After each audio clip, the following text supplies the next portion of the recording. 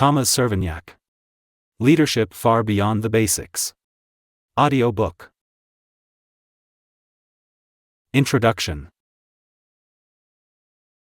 Since the mid-90s, I've worked with around 150 companies, giving me the opportunity to observe the work of thousands of leaders.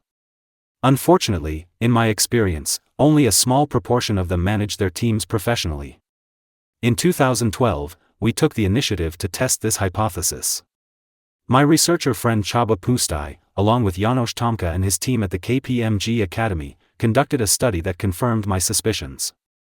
We asked about the application of 16 leadership practices that are considered desirable by both international management literature and multinational companies. The results were disheartening. Less than 50% of the respondents applied more than half of these practices, and the average manager couldn't even report 7 out of the 16. Moreover, it didn't matter how old they were, how high up they were in the hierarchy, how long they had been leading people, or what type and size of organization they worked for. It all boiled down to their convictions and intentions. That's why I decided to write a short and easily digestible book about the basics, hoping to influence the thinking of at least a few people. If someone aspires to develop leadership skills and isn't satisfied with just having a manager's title on a business card, they should receive clear and straightforward guidance for improvement.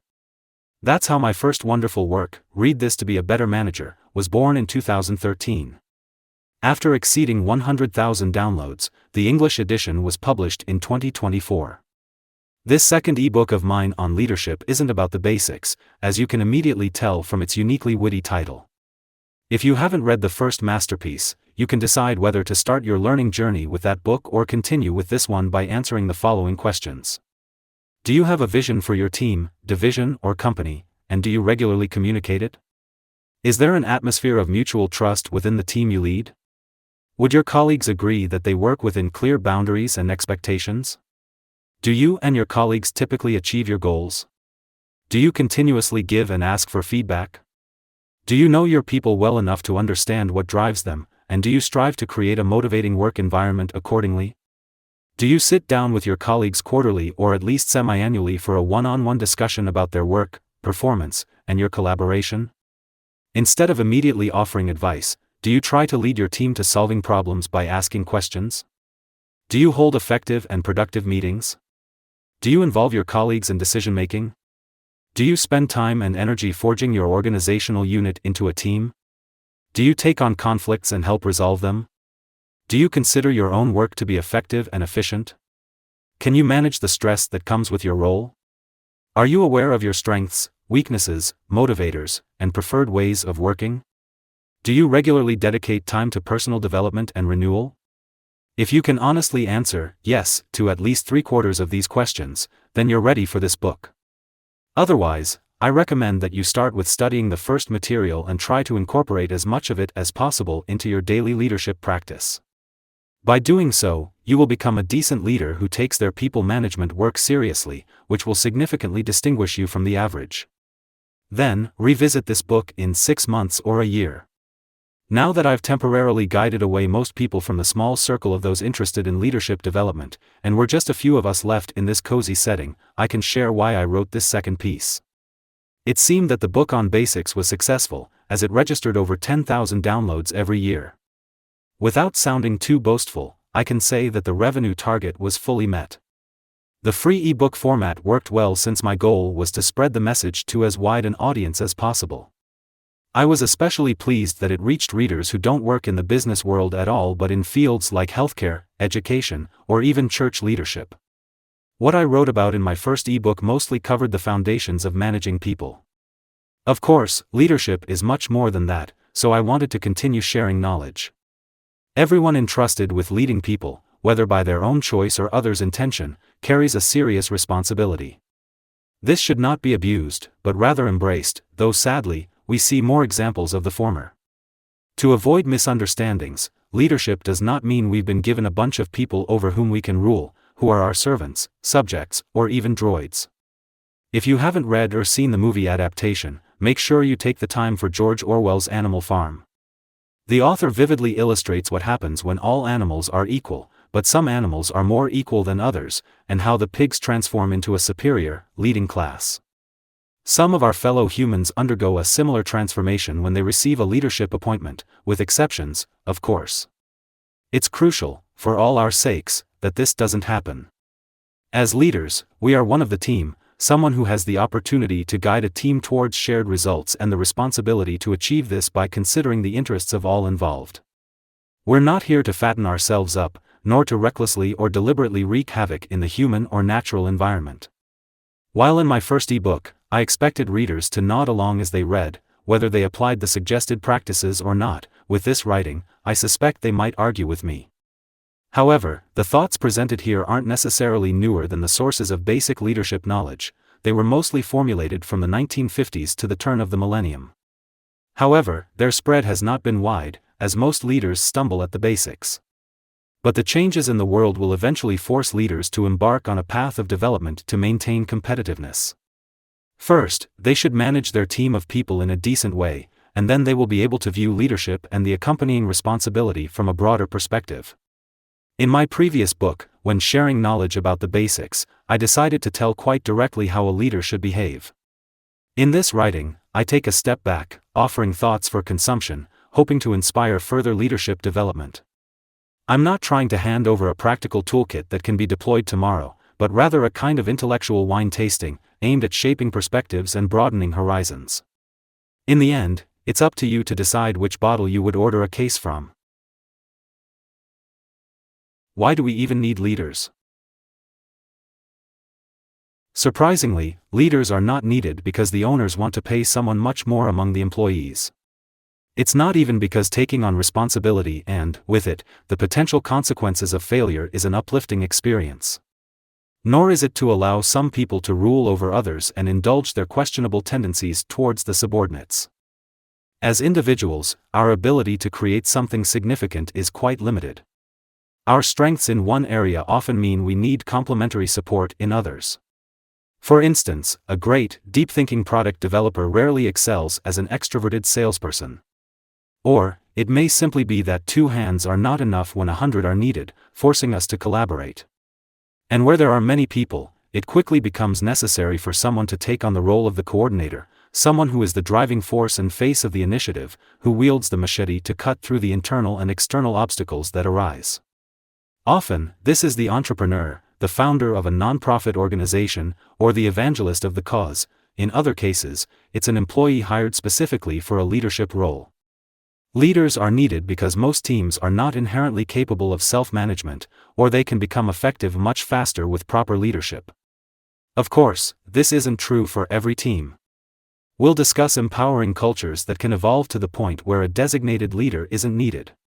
However, very few teams reach this level. I think we've all been part of those pointless, frustrating meetings that drag on forever, where everyone talks endlessly, and in the end, no results are achieved, and no progress is made on the issue we gathered to discuss. In such situations, how valuable it is to have someone step in to stop the lengthy chatter, force participants to articulate their specific problem, get all parties to listen to each other's opinions, broker some form of agreement, and then have the group accept an action plan to solve the issue. The person who does this takes on the role of leader, regardless of who the actual boss is. A true leader is responsible for ensuring that the unit they manage contributes to the organization's goals. It's that simple. However, how this is achieved is a highly complex task. Internally, this involves everything from selecting and developing the right people, setting up boundaries and objectives, providing feedback, to resolving problems and conflicts. But the leader also acts as a link between the team and the world beyond it, both within and outside the organization. They represent interests and secure resources. Whatever they do, the ultimate question remains whether they can produce the expected outcomes with their group. If they consistently fail, they are ineffective as a leader. So, when we look at the work of a real leader, it's not about power, hierarchy, or superiority. The focus should be on results and the path to achieving them, with a particular emphasis on ensuring that their people are capable of reaching the goals. This means making them fit for the task and removing obstacles from their path. Beyond results and people development, there's another crucial dimension to a leader's activities: the impact on the external environment. There have been numerous cases, as illustrated by the following example, where some leaders were extremely successful, their people performed really well, and they developed significantly. However, in the process, they managed to sell brand new cars to tens of thousands of less creditworthy people with zero down payment and 10-year terms. These customers, as opposed to the sales managers, had no idea that their car's depreciation would soon outstrip the value of the loan. Similar examples can be found in many other industries, with a wide range of victim groups, where leaders have optimized for their own results at the expense of others. Someone else, somewhere else, at a later time, paid the price for their achievements.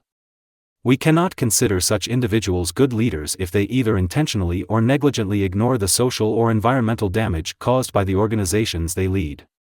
Interestingly, Peter Drucker pointed out 60 years ago that, beyond market, efficiency, innovation, and performance goals, a company must also set goals in 3 less tangible areas, otherwise, the achievement of business objectives will be jeopardized. These areas are leadership performance and development, employee performance and attitude, and social responsibility. Unfortunately, not many paid attention to the second half of that statement. All of this clearly outlines that we need a different kind of leader than what we're accustomed to. What if you could be one of those leaders? The many geese of Cservenyak would defeat Orwell's pigs. What an appealing vision for the future. The inverted pyramid. A few years ago, I had a conversation with a longtime client of mine, someone with extensive experience on the international stage, about the type of leadership culture he envisioned for the company he was building. He was the CEO, leading the establishment of a greenfield manufacturing investment for a multinational company. At that time, only a few dozen colleagues were working with him, but the plan was to expand the local operation to over 1,000 employees within the upcoming years. During this discussion, he mentioned the metaphor of the inverted pyramid. His view was that at the very top are the operators working on the production line, as they are the ones who ultimately manufacture the product in the quantity and quality that the customer expects. This is the entire purpose and goal of the factory, so they occupy the uppermost region of the pyramid. The supervisor's role is to enable the operators to produce, to organize the work, and to assist in removing any obstacles or solving problems. The engineering teams, whether involved in projects or product support, serve them, and the quality assurance organization provides advice and a system for producing a flawless end product. All other corporate functions, from logistics to finance or HR, are there to support the production machinery. As CEO, his role was to develop and support the management team and coordinate their teamwork. You might be wondering if my client and I were entirely sane. Perhaps a combination of reading too many management books and indulging in a bit too much wine from my hometown, Ager, led us to this conclusion. Admittedly, leading with this mindset is not easy, but there is undeniably more potential in an organization structured this way than in one operating like a feudal hierarchy with its small and large kings. A few years later, after observing the organization up close, it was clear that the CEO led with this perspective, but it was a significant challenge to instill this way of thinking in the next 2 levels of leadership. However, the company was well known for its distinctive culture in their region and was clearly an attractive employer. But let's ask ourselves the question, why was the factory created? Was it to have a conventional CEO, corporate functions, infighting among departments, and demoralized, disillusioned workers at the bottom? Or was it to ensure that customers could purchase products of the expected quality, at a reasonable price, in the required quantities, while also making it worthwhile for the owners? Perhaps it would be more logical to structure the organization according to these primary goals, rather than adhering to the usual hierarchical structure and thinking. The inverted pyramid and the example of the company bring us to the concept of servant leadership. How can the frontline workers serve their customers if no one serves them? How absurd is it to expect excellent customer service from them while everyone else only seeks to exercise control over them? This is especially true in public services, where the classic hierarchy and leadership based on power and directives are even more prevalent. It hardly ever crosses anyone's mind that society pays those working in education, healthcare, and public administration with the taxes collected so that they can serve the citizens. But since their leaders often treat them arbitrarily, they, in turn, carry this attitude forward to the children, the patients, and the citizens forced to deal with the bureaucracy. If our goal is a higher standard of living and quality of life for everyone, we must change the prevailing leadership attitude in as many workplaces as possible. Does servant leadership really exist? Yes, it does, and it's not a new concept by any means. To clarify the idea, let's turn to Robert Greenleaf, who was the first to introduce this term. We can talk about servant leadership when the result of leadership is the development of the person being led, who, through this relationship, becomes better, more capable, wiser, more confident, and more successful. The focus of the leader is not on their own interests but on enabling their team members to be successful. Whatever is needed to achieve this, the leader is there to provide support. I understand this might be a lot to take in at first, so feel free to sit down, have a glass of water, and then continue reading. A servant leader has a vision, a dream they want to realize. People follow them because they build trust through their willingness to serve. Such a leader not only dreams but also has the initiative to act. In critical situations, they can pause, step back, and reassess the situation. They are present, gathering information from their surroundings. This allows them to make decisions and anticipate future events much more effectively than the average leader, recognizing patterns and using their intuition. In this way, they steadily progress toward important goals, step by step. This further reinforces their colleagues' belief that the leader is worth following. In their relationships, a servant leader listens first, truly pays attention, and only then decides or acts. Their starting point is to accept the other person and approach them with empathy. However, this does not mean accepting subpar performance. They take the time to individually persuade people and bring them on board. A servant leader also sees community building as part of their role. The cohesive force of a community is love, so they also form emotional bonds with their people. Some readers might now be thinking that Greenleaf must have lived in some sort of dream world, while others might feel this is entirely natural and how they've always approached leadership. However, everyone is likely to agree with the following point. The power of a servant leader lies in persuasion and leading by example. In contrast, the power of force lies in dominance and manipulation. The problem with leading by force is that it breeds resistance, and the control lasts only as long as the force is maintained. Only persuasion and voluntary acceptance can sustainably influence people.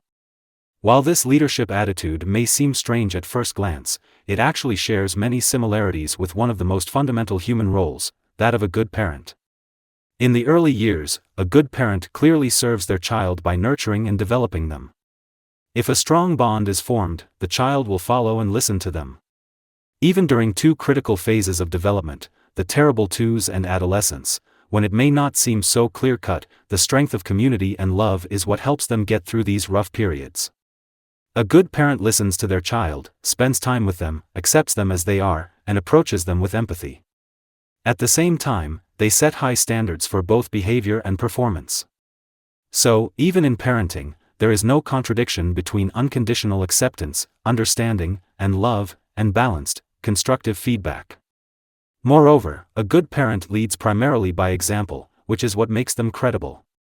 Based on all this, the concept of servant leadership is not at all foreign to humans, it's just that we mostly see different examples around us.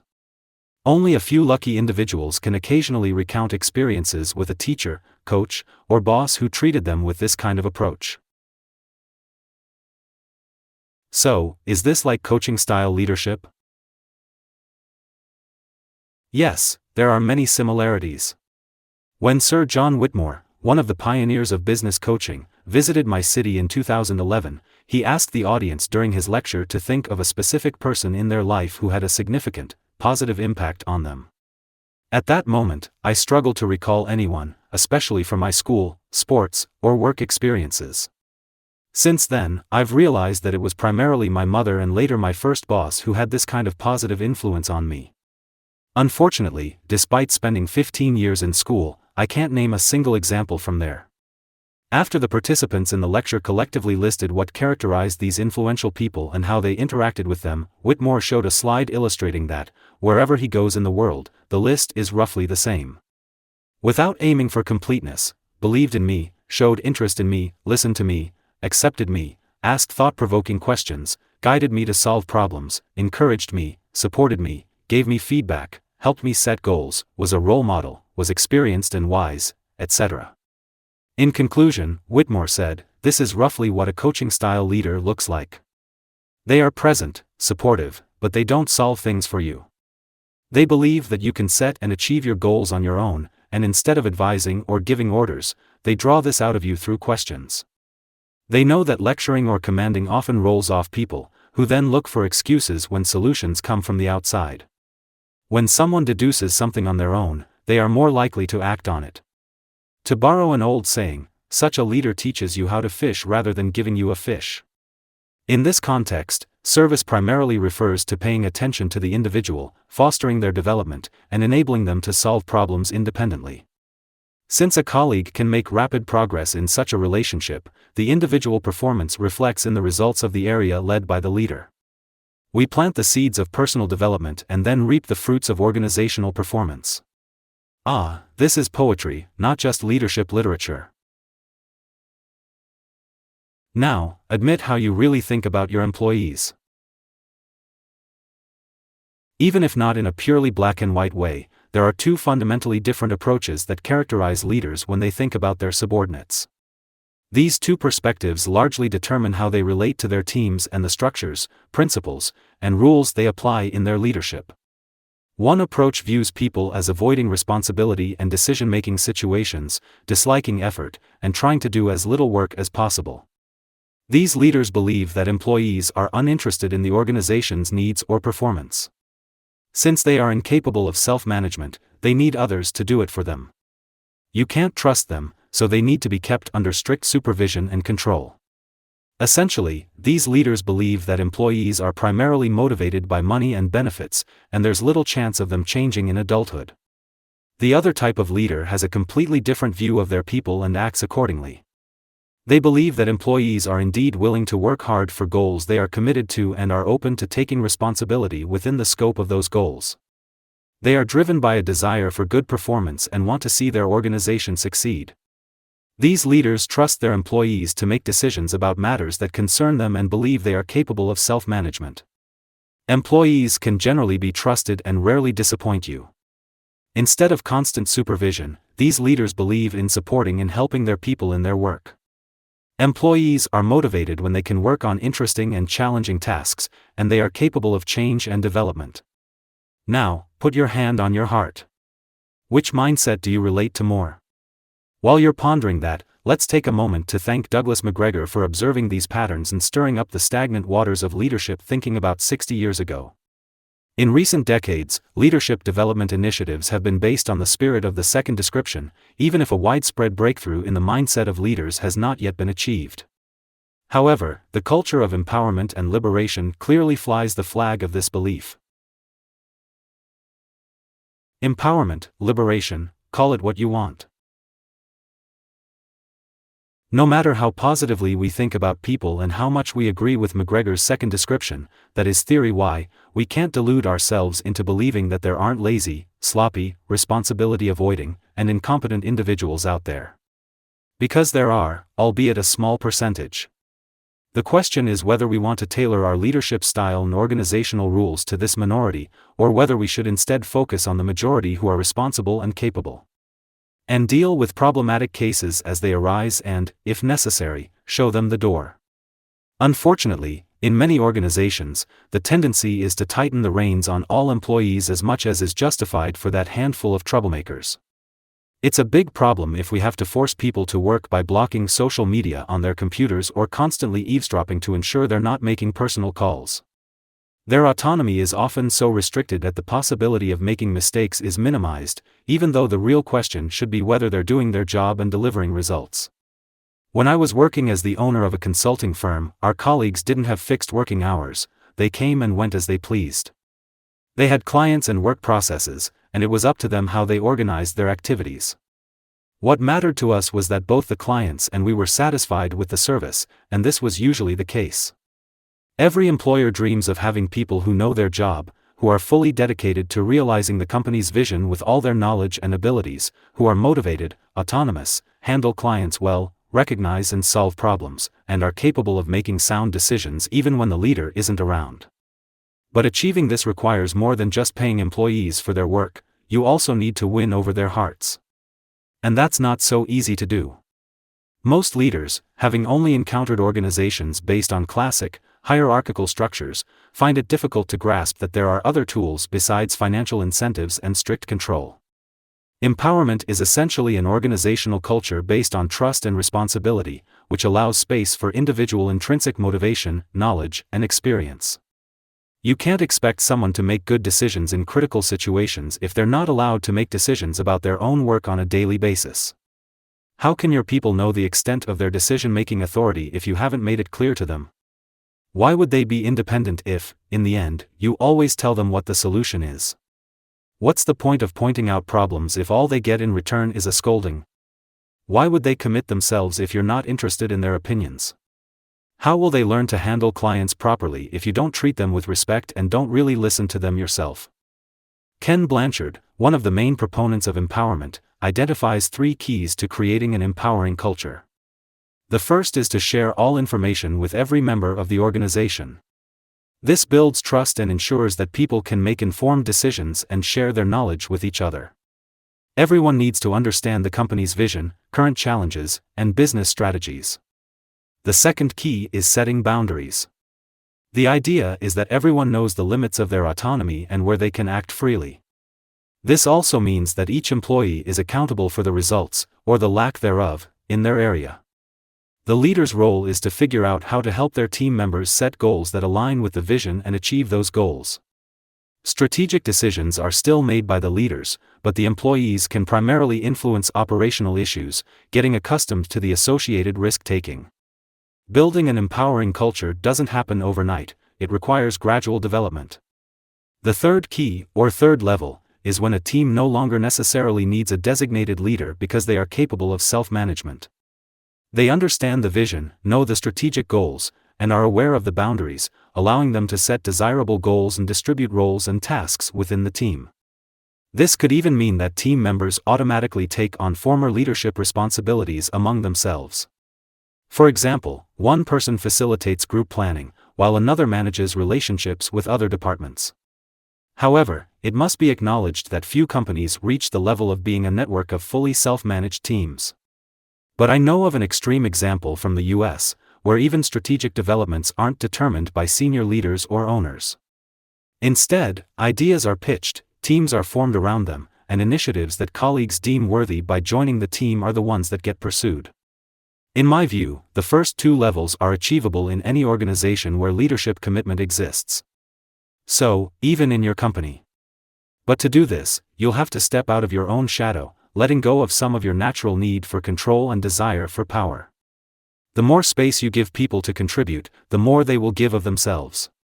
As William L. McKnight, CEO of 3M, said back in 1924, if you put fences around people, you get sheep. Give people the room they need.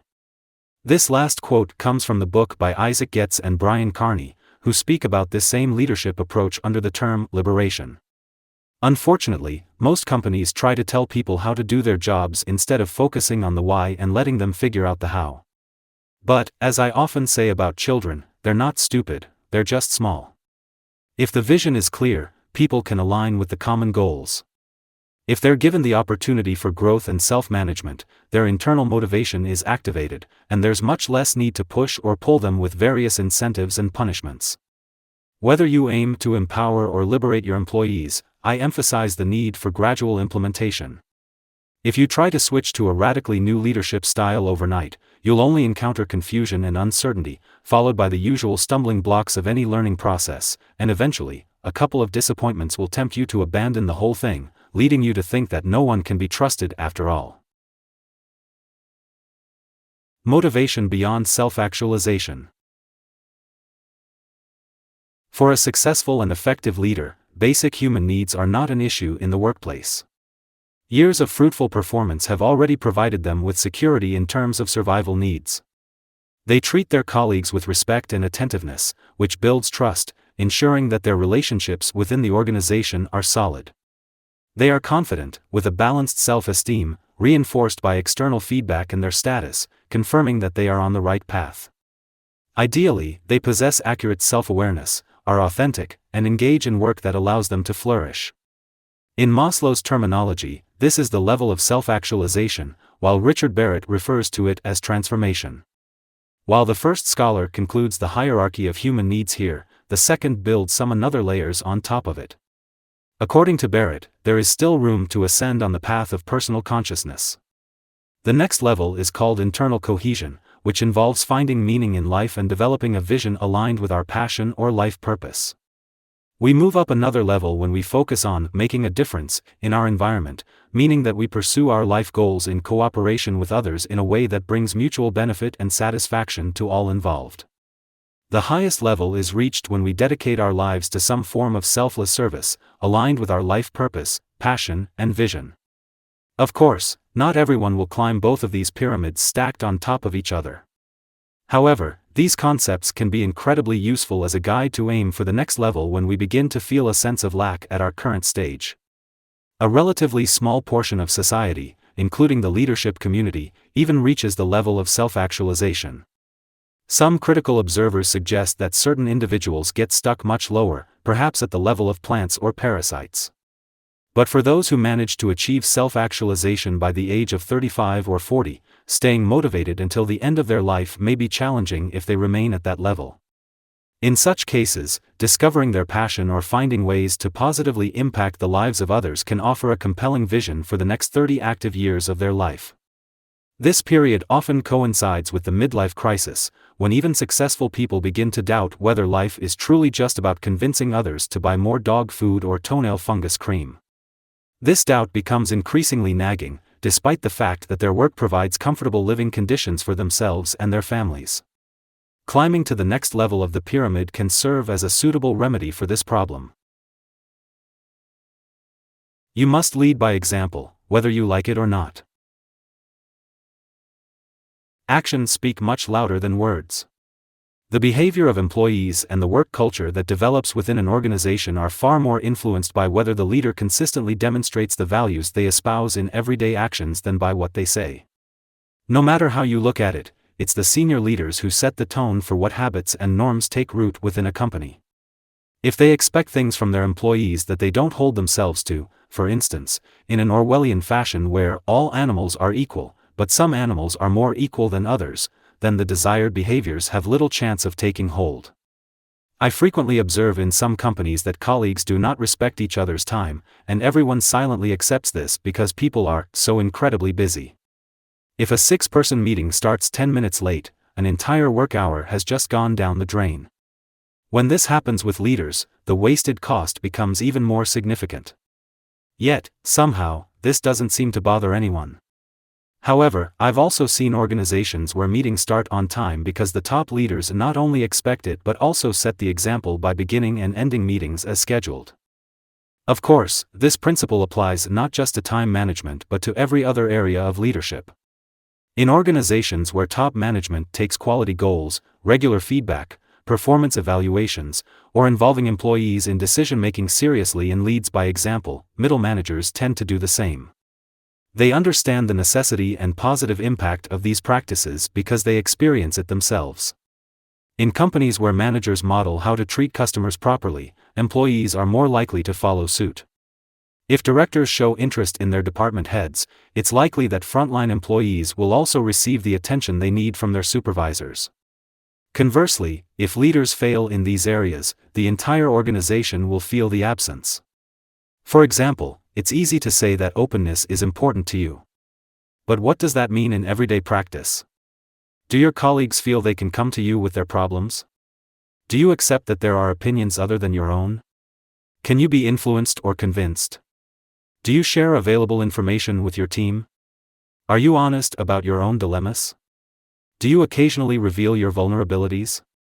The same set of questions can be applied to any value that is easily proclaimed: customer focus, transparency, honesty, efficiency, responsible management, striving for quality, continuous improvement, value creation, social responsibility, meritocracy, collaboration, and so on.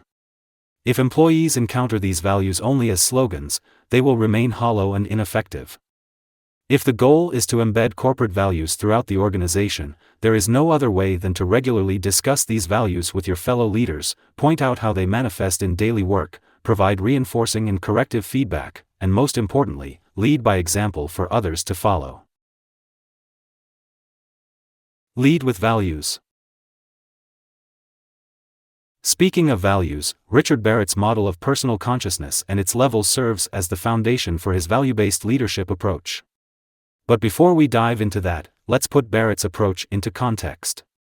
Several significant research initiatives conducted around the turn of the millennium found that the world's most successful organizations are guided by their vision and driven by their corporate values. When seeking to change any aspect of an organization, it's crucial to recognize that organizations don't undergo transformation on their own. It's the people within them who change. Surprising, right? Organizational transformation begins with the personal change of the leadership team members. As individuals' values and beliefs evolve, so do their actions and behaviors. When a critical mass of individuals within the organization undergoes this aligned change, the organizational behavior also renews accordingly. The unfortunate reality is that most change initiatives are doomed from the start because senior leaders assume they can maintain their status quo while expecting everyone else to change. That's not how it works. Leadership commitment and change are just one ingredient. The second is ensuring that all corporate decisions, systems, and processes are aligned with the organization's values.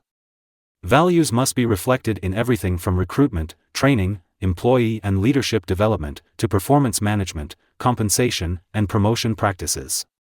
Decisions and daily operations must be consistently aligned with the organization's vision and values. Here are 3 small examples. If teamwork is valued, but only individual achievements are rewarded, that will create a conflict. If leaders are expected to develop their colleagues, but this isn't included in the leadership performance evaluations, meaning it's not measured to ensure it actually happens, it undermines that expectation. If individual performance metrics are stated as the basis for promotion, but in reality, friends are promoted or certain criteria are overlooked for some, that doesn't reinforce the values either. As you can see, it's a big challenge. But if you don't put in the hard work at the process and operational levels and instead focus only on talk, the organization won't move towards the desired culture. I guarantee it. Finally, it's essential to continuously monitor the emerging culture using individual and group indicators. If this is neglected, the initial enthusiasm will fade, and the organization will revert to its old ways. Now, let's return to the 7 levels of personal consciousness, which are linked to human needs. The first 3 levels, similar to Maslow's theory, focus on survival, physical and emotional safety, and the sense of esteem. These are all connected to self-interest and the ego. The top 3 levels address spiritual needs, finding meaning in life, having a positive impact on the world, and serving others. The transitional level in between is where we begin to let go of the ego's fears and start becoming more of our true selves, focusing on what we genuinely want to achieve. At this level, we act not just for survival or external validation, and we are less dependent on others. However, basic needs can't be ignored if we want to function in everyday life. If we spend all our time helping elderly people cross the street, that alone won't put food on the table. We need to learn to manage every level effectively to operate across the full spectrum of consciousness. This means handling basic existential issues efficiently, forming human relationships that allow us to feel safe and loved, achieving emotional stability and self-awareness that foster healthy self-confidence, shifting from selfish thinking to striving for the common good, finding a meaningful life purpose or passion, figuring out how to use that for the benefit of others, and eventually serving others selflessly. To do this, we need to recognize where we are, identify which need is emerging, and develop the skills necessary to move forward. What's fascinating is that this ladder of consciousness isn't just applicable to individuals but also to teams or organizations. This allows us to identify where a group currently stands and what it needs to move to the next level during group development. At the first level, the physical and financial frameworks necessary for the group's survival must be established. Next, personal relationships within the group can be harmonized so that members feel a sense of belonging and protection rather than wanting to undermine each other. The third step involves creating the systems, structures, and processes necessary for performance. The next, transformational level assumes that leaders and members can balance their needs, involve members in decision-making, and empower them to act. The fifth step is characterized by members sharing a common vision, mission, and values, leading to high performance due to this internal cohesion. At the sixth level, the group extends its impact by collaborating with other groups, and members undergo significant personal growth. Reaching the highest level means deepening and broadening all these benefits. However, if leadership continues to focus solely on its own needs, neglecting the needs of the people and failing to involve them in decisions, the team will get stuck in the lower 3 levels. Factions will form, internal competition will arise, information will be withheld, and finger-pointing will replace accountability. In short, selfish leadership endangers the survival of the organization. What's exciting for me is that, as a leadership developer, I usually encounter clients at the beginning of this transformational level. They sense that even though the company has been growing and profitable for years, and the leadership team is starting to gel, and the processes are in decent shape, something is still missing. They've realized that it might be worth improving leadership skills a bit. That is, they've recognized that alongside leadership expectations and needs, the needs of colleagues should also be considered. I recently completed a deliberate leadership training program for a mid-sized private company. In the last session, the CEO asked me if I thought it was a good idea to formalize the leadership behavior guidelines and values that they would expect from all leaders at their company from now on. I couldn't nod my head fast enough and was delighted to see that he was naturally gravitating towards the 5th level. So, the development of organizations can also be described using these 7 levels, and Barrett's research shows that the most resilient and profitable companies can operate across the full spectrum of consciousness. The bottom 3 levels focus on basic business needs, profitability, meeting customer demands, and efficient systems and processes.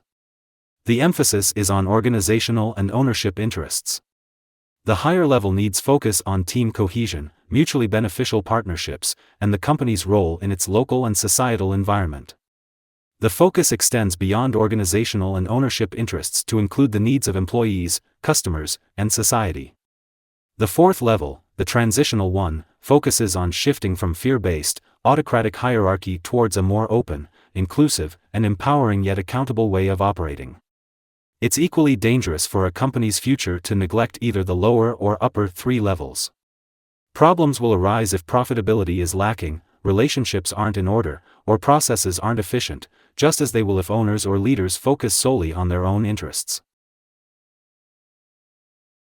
Living in both the present and the future. As early as the 1950s, Peter Drucker emphasized that a leader's role isn't just about ensuring the smooth operation of the present and maintaining profitability in the short term. Every decision made today impacts the future, determining whether the company will thrive long-term or fade away in a few years. Focusing solely on quarterly reports and bonuses is far from sufficient.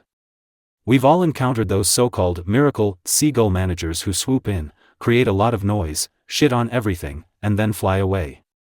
In the meantime, they might fix the finances, whip the operation into shape, right-size the organization, launch grand change management programs, or set a new strategy. But a few years down the line, it becomes clear that while certain metrics improved, the company lost key employees, major suppliers, or significant customers. The remaining staff becomes demoralized and stops believing in the lofty slogans. Short-term thinking and mentality simply represent poor quality management, and it's no excuse to blame the pressure of meeting shareholder expectations. After all, it's certainly not in the shareholders' interest for their capital to be burned along with the company. Yet, there's often a collective agreement to sacrifice the future for the present, slaughtering the goose that lays the golden eggs, and then the one that lays regular eggs too. Eventually, they fire the butcher and blame the failure on external factors. The customer who isn't well served today won't buy tomorrow. The employee who isn't developed will be a reason for the company's lack of competitiveness next year. This principle applies even on a smaller scale. Your department or area won't perform well next year because you're too busy with your daily tasks to think about operational efficiency problems or to spend a few hours every few months with each of your colleagues. You're so preoccupied with delivering low performance that you have no time to develop the capacity for higher performance.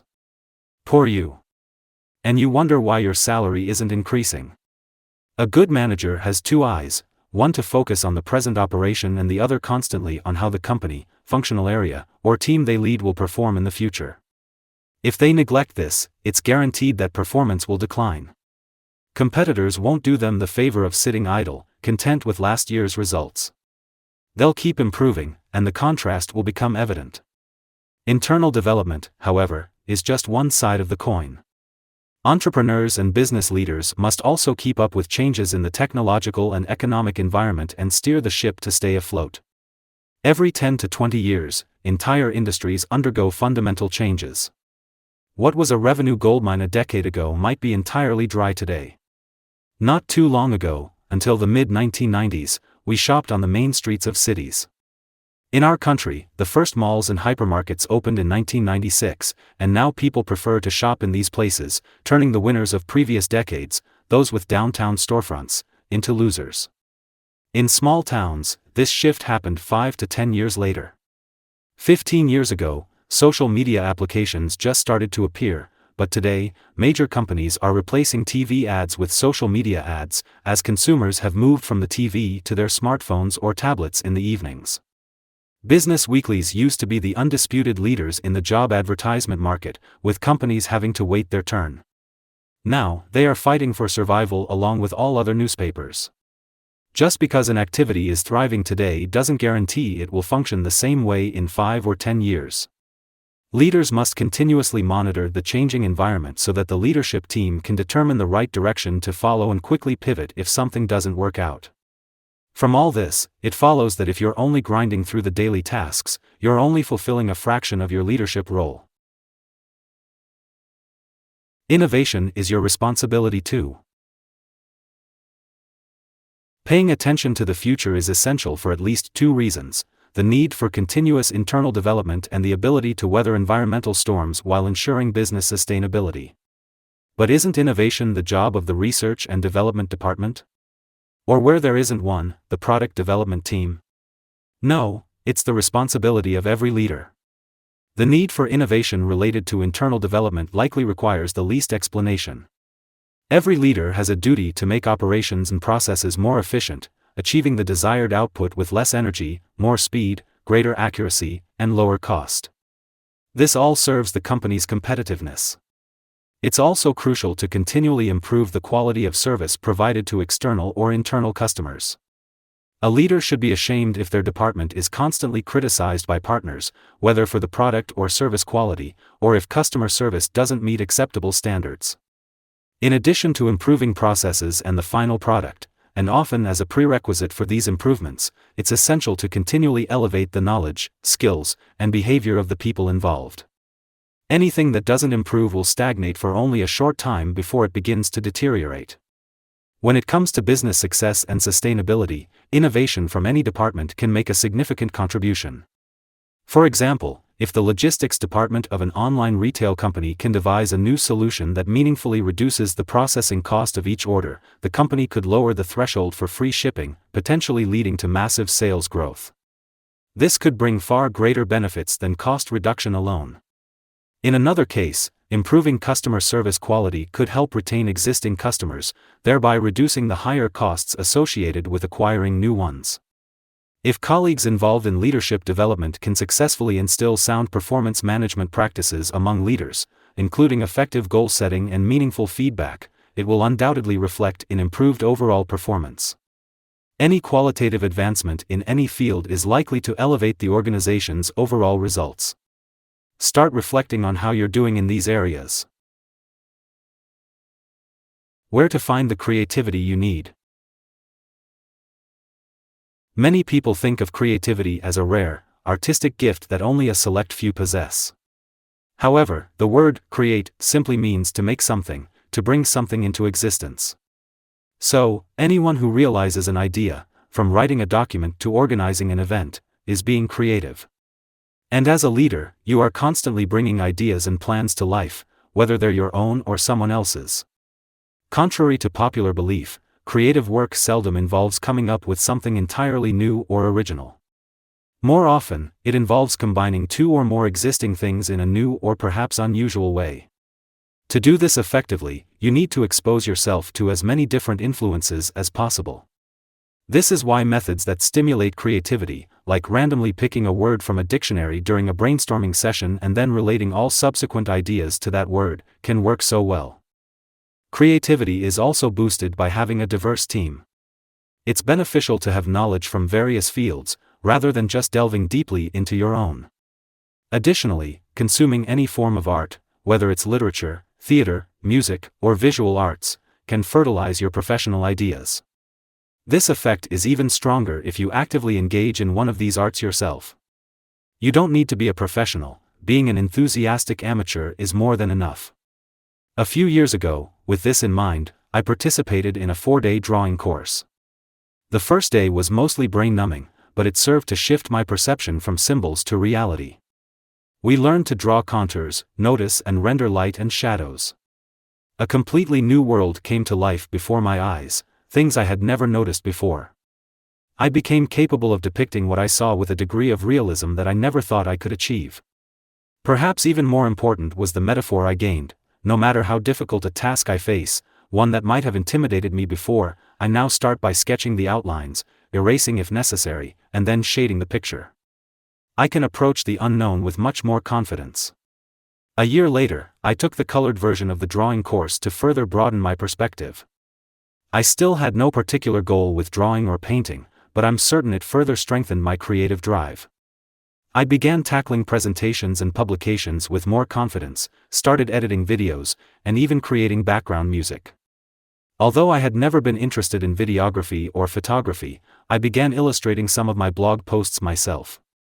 What happened was simply that creative activities became more comfortable for me. What I want to highlight is that everyone can be creative, and this is essential for a leader's responsibility for innovation. But you won't find inspiration if you don't expose yourself to experiences outside the ordinary. If you open yourself up to different professional fields or the arts, you increase your chances of seeing the same problems from new perspectives and coming up with solutions that might never have occurred to you otherwise. You have to balance constantly. As we saw with the juggling act between the present and the future, a key part of leadership is the ability to navigate between seemingly opposing interests or perspectives.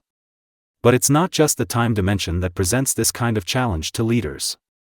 When I conduct deliberate leadership programs aimed at developing basic leadership skills, participants often ask how to handle such contradictions.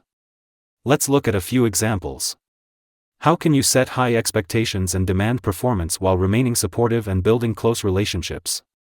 Should you maintain closeness with your team, or is it better to keep some distance? How do you find the right balance between positive feedback and constructive criticism? How can you treat people equally and fairly while also considering individual differences? To what extent should you rely on intrinsic motivation, and how should you apply external motivators? How can you use a coaching approach, asking questions to help with independent problem solving, without your colleague feeling that you're unwilling or unable to offer advice or take responsibility for the solution?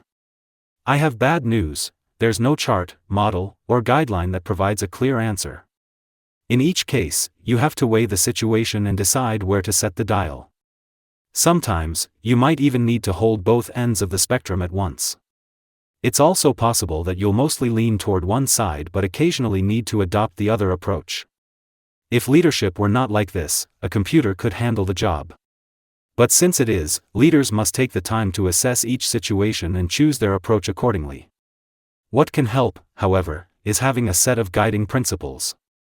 If you determine in advance what kind of leadership behavior you prefer and what kind of manager you want to be, it will shape your normal mode of operation.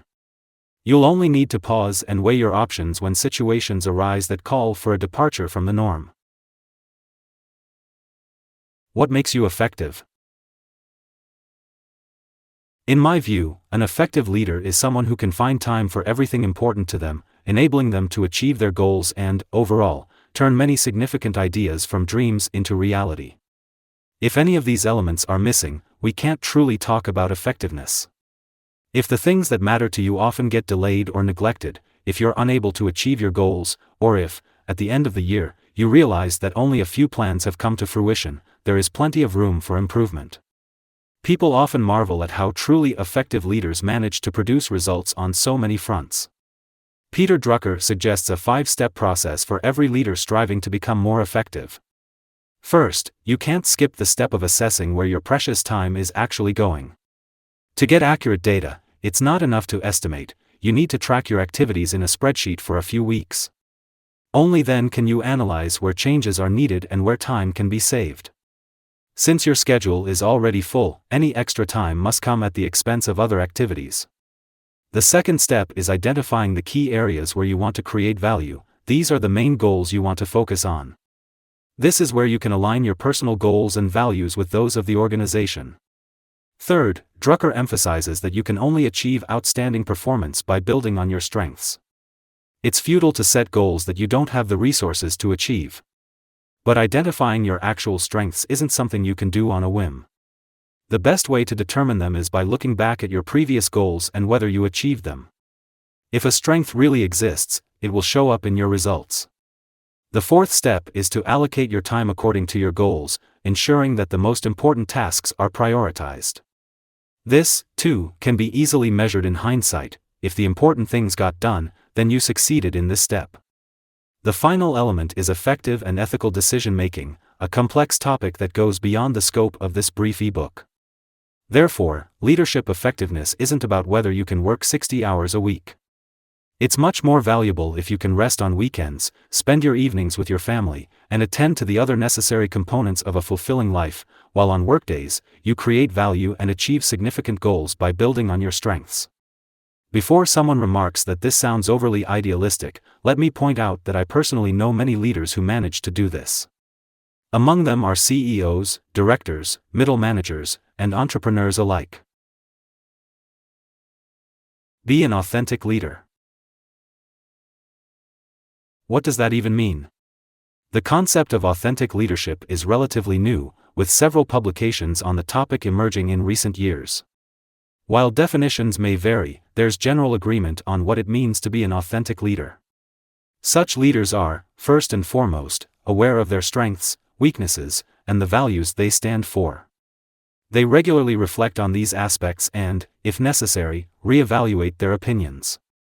Their relationships are transparent. They share their thoughts and convictions honestly with others and are careful not to burden their interactions with negative emotions. Authentic leaders consciously strive to listen to opposing viewpoints and weigh information fairly in their decision-making process. Finally, they make decisions and manage relationships based on a strong ethical foundation, resisting external pressures. Bill George and his co-authors observed that after 50 years and thousands of studies, no clear profile of the ideal leader has emerged. They argue that anyone can inspire and empower others, but this must be done in a way that is true to oneself. According to them, an authentic leader passionately pursues their goals, operates in line with their values, uses both their mind and heart, builds long-term relationships, and works with discipline to achieve results. Such a leader doesn't become one by virtue of inherent traits but through life experiences that shape their leadership role. Often, a transformative experience or a significant life event sets them on this path. Like others, they claim that self-awareness, clarifying one's motivators, values, and principles, and putting them into practice form the basis of authentic leadership. Additionally, they emphasize the importance of having supporters with whom mutually beneficial relationships can be established. These could be family members, colleagues, close friends, mentors, or members of other groups with whom the leader enjoys spending time and can open up. It is also crucial that a person remains the same individual at work, at home, among friends, and in the broader community. They should not present themselves differently in various environments, and their behavior should be consistent over time. Naturally, this requires discipline, which is particularly challenging under pressure. Authentic leaders are not content with being successful themselves or having loyal subordinates who follow them. Instead, they inspire their colleagues to take initiative, assume leadership roles, and empower them to do so. From this description, it's clear that the concept of authentic leadership aligns with the themes we've explored throughout this book: self-awareness, clarifying values, transparency, attentiveness, integrity, continuous development, and empowerment. Some thinkers argue that one could be authentic by embodying corrupt values or by openly communicating their inner rudeness, essentially being true to oneself without an ethical component. While I understand this logic, I, along with others, believe that without ethical conduct, the other three components cannot truly be fulfilled. These individuals often struggle with realistic self-assessment, lack transparency, manipulate emotions, and focus solely on themselves and their interests. We must restore the honor of leadership. The only way forward is through role models and the gradual rise of authentic, ethical leaders. The following sentence may initially sound like a cliché, but upon reflection, it's anything but. We are where we are because of who we are, and our leaders reflect that.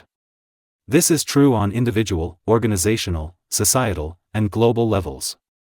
Leaders emerge from among us, and their actions determine what the community focuses on, what culture develops, what norms are followed, what goals are set, and what tangible results are achieved. However, the ends do not justify the means, and the bar for leaders must be set high. That's why they earn the big bucks. Mediocre abilities and half-hearted effort, in my view, are signs of incompetence. As I've previously explained, the leader is ultimately responsible for the results. But this is not the only measure of their work. The development of the people entrusted to them, the daily quality of life, and the impact of the organization or unit they lead on the external environment should equally influence the assessment of their success. The world is nearly crippled by events like the financial crisis caused by subprime mortgage loans in the US. Meanwhile, we are slowly learning that suboptimization is incredibly harmful to the inhabitants of this planet.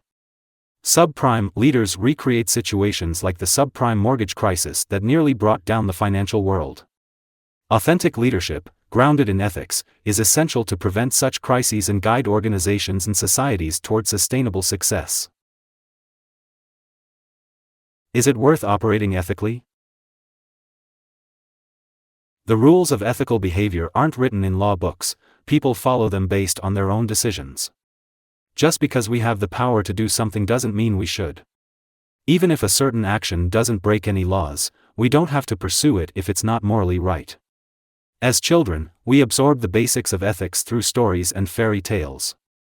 There are good people and not so good people, and by the end of the story, the villains receive their just punishment while the good characters are rewarded.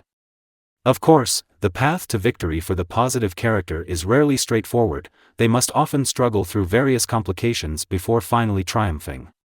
If we look back a few decades, both in our own country and globally, many might think that ethical behavior doesn't pay off. It seems that selfish, deceitful behavior, those who trample over others to achieve their own gains, leads to happiness and prosperity. However, despite appearances, this isn't a universal truth, even in the past 50 years, although such cases do stand out. When we take a longer view, it becomes clear that acting fairly aligns better with the laws of nature. On an individual level, there is also a significant cost to constantly operating in murky waters or behaving unethically towards others. First, sooner or later, it comes back to you. Those short-lived gains eventually disappear, and the higher you climb, the harder you fall. Secondly, except for psychopaths, most people have a functioning conscience, even if they try to suppress these internal messages.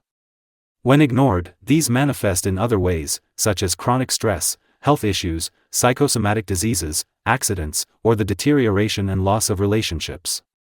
According to John Maxwell, 3 common reasons underlie unethical decisions. The first is choosing the easier or more convenient path, the second is a desire to win, which might lead us to cut corners, and the third is the self-excusing justification that we're merely adapting to the situation. Research shows that people often excuse their own missteps through various rationalizations while expecting others to behave ethically. Corporate leaders, politicians, and business partners are expected to be fair, while we might relativize ethical questions for ourselves. Ethical behavior may seem more troublesome, costly, or disadvantageous in the short term, but over a longer period, unethical behavior inevitably comes back to bite us. While companies often try to address ethical issues with complex codes and guidelines, where they care about the issue at all, Maxwell offers a much simpler principle as a guide for distinguishing right from wrong, the Golden Rule. This principle, found in various forms across cultures and religions, essentially states, treat others as you would like to be treated. I recall working in the HR consulting field in the late 1990s, where it was entirely accepted for companies to poach consultants from competitors, expecting them to bring along lucrative client portfolios. Yet, when someone left these same companies, they were outraged at the thought that the departing employee might take some business with them, and they would go to great lengths to prevent it. Another favorite example comes from the time when we were providing career coaching services to help departing executives transition to new roles, funded by their former employers. I discussed this service with the HR director of a company manufacturing medical supplies. He asked if I didn't find it ethically questionable to profit from a service based on people's negative life situations, namely, losing their jobs. I asked him what his company produced. Stoma bags, he replied. So, they make a living from the fact that some people can't use the toilet normally. It's interesting that while he perceived his own company's activities as primarily helpful, making life more bearable for those who had undergone serious surgery, he assumed that our intention was to profit from others' misfortunes. It's distasteful to me when senior corporate leaders or owners speak without respect about employees in a management meeting. Don't they realize that the colleagues in the room, who are also employees albeit in leadership roles, might wonder if their boss thinks the same about them? The same twisted logic often applies to suppliers. Corporate leaders expect their service providers to swallow every demand without protest and to accept merciless price cuts. Yet, when selling their own products or services, they are upset by similar behavior from their customers. They fail to see in the afternoon that they are on one side of the negotiating table, while they were on the other side in the morning. Anyone who genuinely considers the golden rule will likely understand and accept it. As a result, win-win solutions can be found, and everyone can use it as a compass for distinguishing right from wrong in everyday situations. If you want to incorporate the golden rule into your daily life, it's worth reflecting on how you wish to be treated. People generally want to be appreciated, respected, trusted, understood, and not exploited or deceived. Are these your needs too? The next step is to conduct some self-reflection. Does your behavior meet these needs in those with whom you interact? Do they feel respected, appreciated, and understood by you? Are your intentions clear and benevolent? Ken Blanchard suggests asking yourself 3 questions when faced with difficult decisions. Is it legal? Is it balanced? How will I feel about myself afterward? The last question amplifies the voice of conscience. It's then up to you to decide whether to listen to it and choose the right path. Those who want to be true masters of the golden rule treat others better than they are treated themselves. They go beyond what is expected, help those who can't return the favor, do good even when it would be easier to do wrong, and keep their promises even when it costs them. I'm not claiming to be the perfect embodiment of the golden rule, but I do my best. For many years, I've followed the principle that if I can genuinely recommend someone within my field for work, I do so. Several times I've been asked what commission I expect in return. Naturally, I expect none. Helping 2 people simultaneously brings joy in itself. Similarly, every year, I receive inquiries from colleagues who think my involvement would benefit their clients. They don't ask for a commission either, they simply enjoy facilitating a partnership that brings mutual benefits to their acquaintances. It's worth noting that it's not always the same people who help me receive work assignments as those I've supported in the same way. Life, like a grand clearing system, takes care of balancing the books. Maxwell also cites research in his book showing that companies that commit in writing to ethical behavior and social responsibility, and adhere to these commitments, prove to be more profitable than those that don't. And as the saying goes, a liar is caught sooner than a cripple. There's no escaping it, eventually, life will send you the bill. Questions for personal development. How do your team members see that you lead them by serving? How could you better serve your team members to achieve higher performance and foster individual growth? In what situations should you pay closer attention to your colleagues?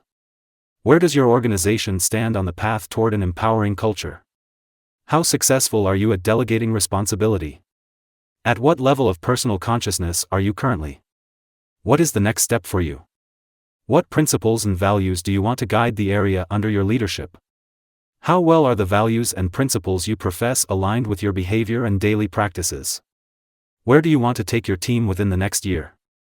And in 3 or 5 years? What collective improvements are needed to achieve these goals? What internal processes or practices need to be revisited to maintain competitiveness or improve service? What innovative initiative could your team contribute to enhance the competitiveness of the entire company? What unconventional influences would you like to expose yourself to in the coming months to stimulate your creativity? What conflicts or dilemmas do you face in your leadership role?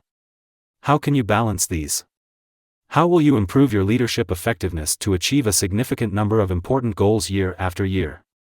What changes would you like to make to become a more authentic leader? In which situations do you find it important to recall and keep the golden rule in mind? Take it easy.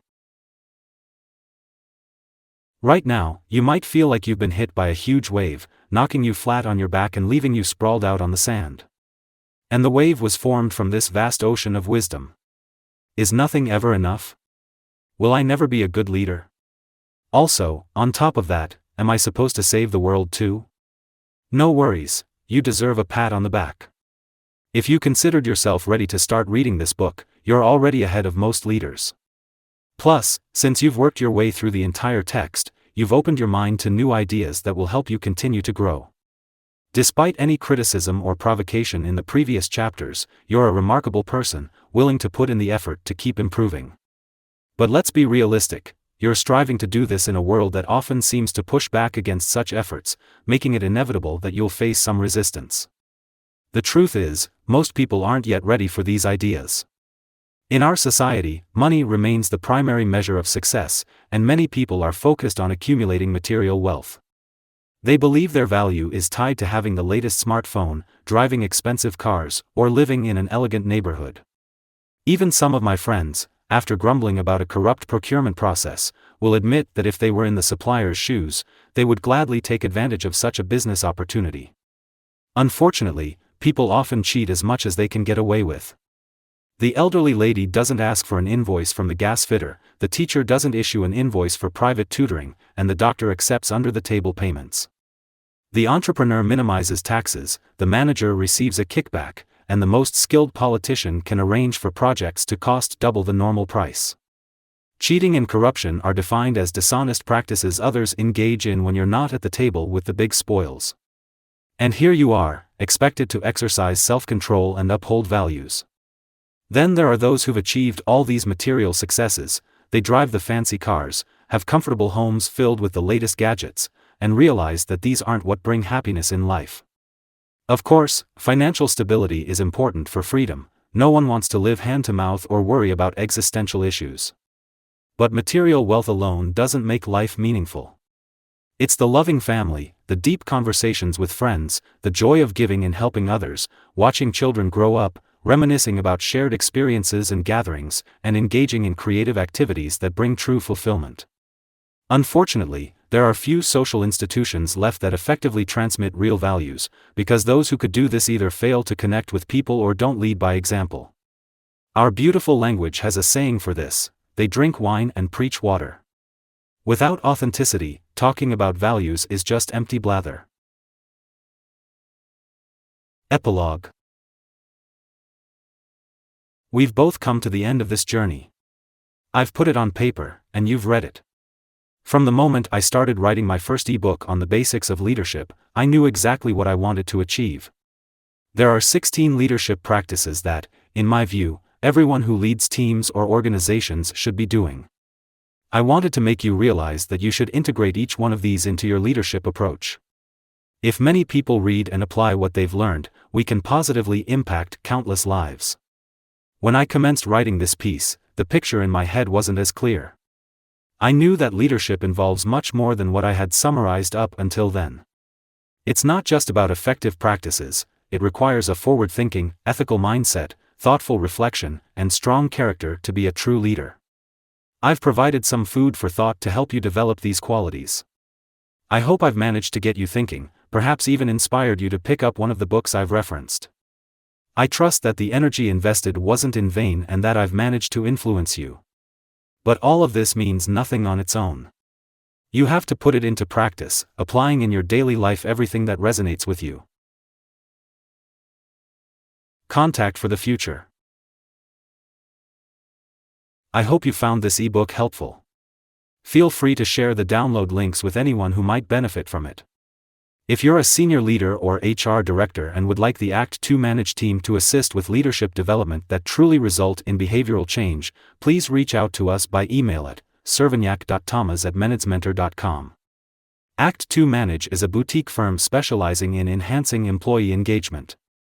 Our philosophy centers on critical thinking, and we continuously refine our solutions with the latest insights from behavioral and neuroscience research to ensure measurable results. Our mission is to offer proven solutions to team leaders and managers that help them achieve excellence and sustainable performance. Visit our website at act2manage.eu. About the author. Tamás Cservenyák has been working with leaders in various capacities for over 25 years. Together with his colleagues at Act2Manage, they have guided more than 150 groups through their 6-month deliberate leadership programs, working with both local and international manufacturing companies, IT and retail businesses, financial service providers, the SSE sector, and a Big Four audit firm.